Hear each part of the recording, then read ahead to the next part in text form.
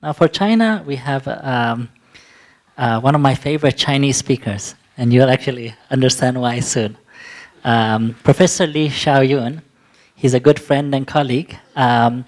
He's the Dean of the College of Humanities and Development at the China Agricultural University, and is also very closely involved as an advisor to a scientific advisor to the State Council for leading the group for poverty reduction and development. He also is the director of the China DAC study. So really, we have one of the best experts to explain to us the Chinese development cooperation approach and how that addresses some of the questions we have raised. So thank you, Li, for joining us. Let's hear.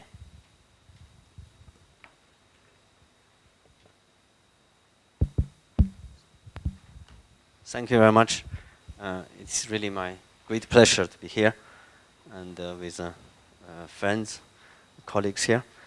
And I like just use this opportunity to not just to broaden my interaction, but try to narrow a little bit the issue, which has been quite widely asked, that whether China's development cooperation approach help to reshape the international development architecture. So this is a very difficult question, but I would respond that question in no and yes. Why I said no? Because if you look for the dark structure, now I'm looking for the dark structure, and in terms of financial capacity, looking for annual volume of aid from dark members. So it's still so dominant. Capacity is very, very, very big, you know. And if you look for the aid and the USA and the United Kingdom and Germany, you know, these are still the biggest contributors, and the public in those countries are really taxpayers are the major contributions for this process. You know, it's very difficult to compare with China, India, and Brazil. So you see how China, with just like very little money, attract a lot of attention. It's not possible because it's just discursive. You know, it's just varies. The varied because China's foreign aid has been increasing over years, and it's varied by DFID, varied by the USAID, varied by all the OECD members to that China would disturbing their program. So, and I wouldn't say, you know, China would certainly, in terms of this narrow aspect, to reshape the international development architecture. You know, this is really naive to see this. Now, secondly, you see that we should not ignore the intellectual capacity and the whole dark system. I would say dark means the traditional established donor system into World Bank. You know this. You know how we cannot neglect the intellectual capacity.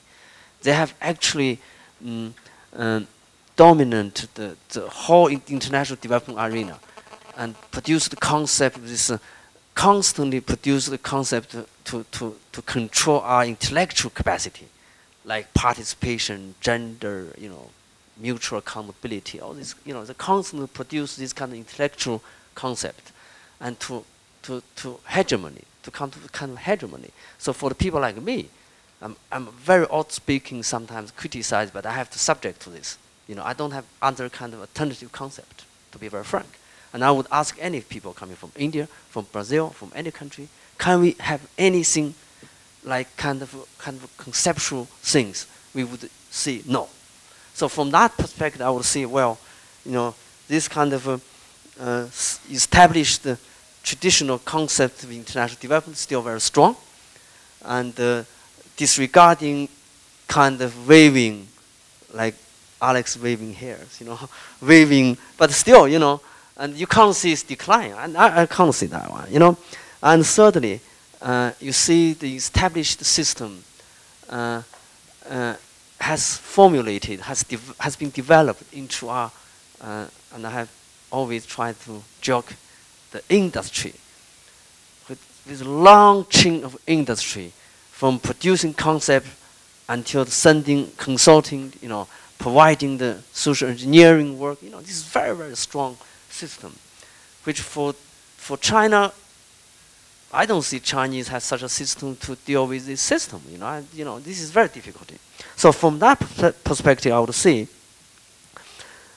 I wouldn't like to see this dichotomy, to see this kind of binary, divided concept. But I would say that is reality.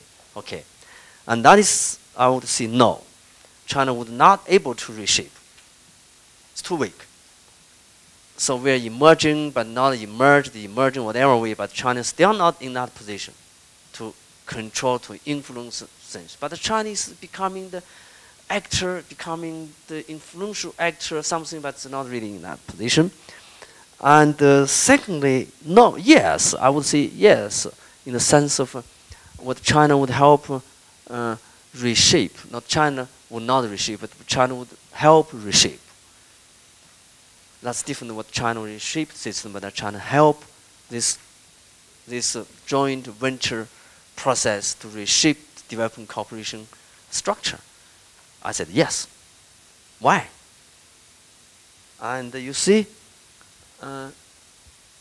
China's development cooperation has a wider concept, not narrowly based on the interventional approach, but narrowly but broadly with economic cooperation with developmental direction, rather than just focus on very much universal approach, which has been used over the last 20 years by the OECD DAC members, looking for the human right-based issue like educational things, all these kind of things, what I call universal framework. But China has been actually using much different ways, looking for sequential approach like developmental.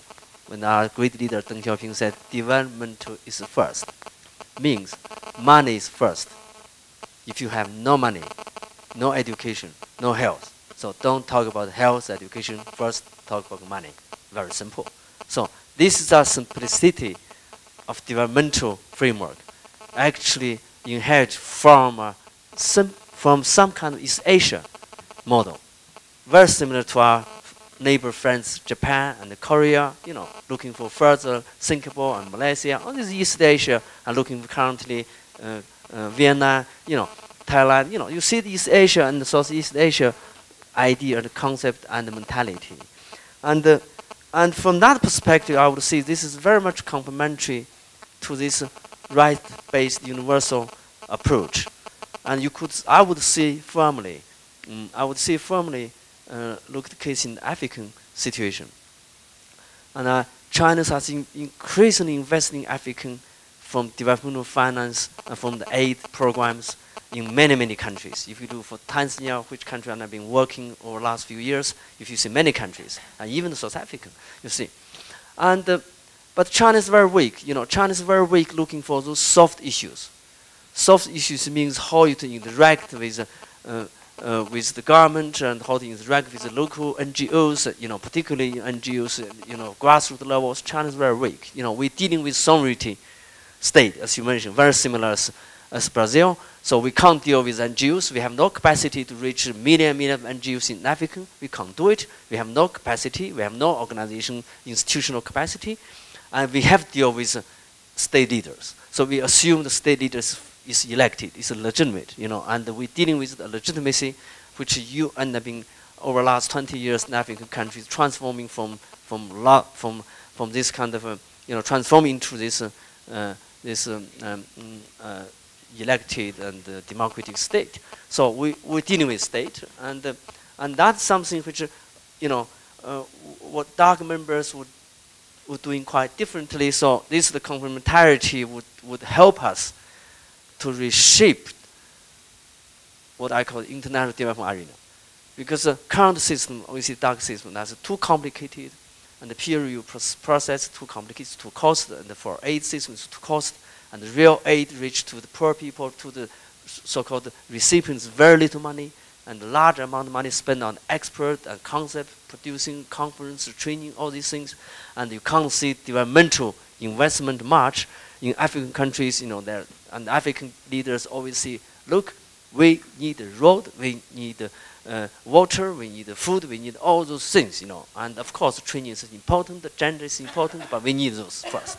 So you see the complementarities. So now I would say, now the Chinese at the same time looking its own system, and China has began to look at the experiences, lessons from OECD DAC members, and the lessons that China feels is how to improve its own programs, efficiency, effectiveness.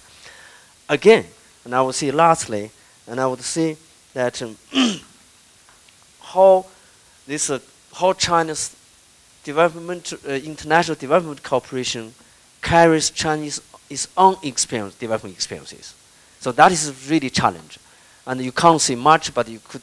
We Chinese would trying to say, look, let our international development cooperation program carries its own message, that strong state and the strong role of state and interaction between state market and society, and China does not neglect society, role of society, and but looking for this kind of interactions, and looking for small farmers transformation. We had just a meeting of the Future Agricultures Consortium a few days ago, looking for those kind of issues, which is much relevant to the countries like many African states, looking at the majority small farm society. So those are the issues which Chinese recent development cooperation project tries to carry its own experiences, looking for extension centers, looking for recent drinking water project in the rural areas, looking increasingly. So I would see a lot of convergence between China and OECD DAC members, and I have presented in the ODI conference last year, and I presented how the convergence in terms of regional distributions, in terms of thematic distributions, in terms of sectoral distributions, whatever way, you find a lot of similarities rather than differences. So this is very interesting to see this kind of convergence rather than just to see the conflict and the divergence. So I would say, yes, China would help our joint venture to reshape our international development arena, but no, China cannot reshape by itself. Thank you very much.